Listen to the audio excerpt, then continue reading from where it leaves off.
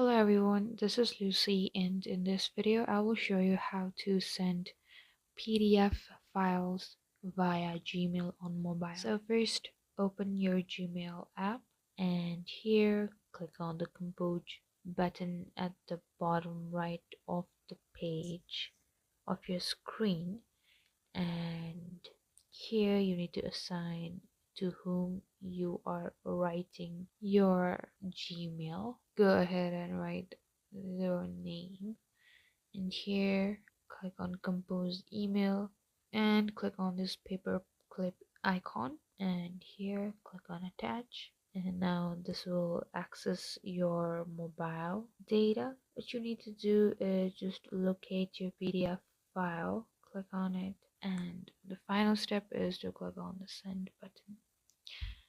And that's simply how you send PDF files with your Gmail account on your mobile. Thank you guys for watching. For more tutorials, don't forget to like and subscribe, and I'll meet you guys in the next video.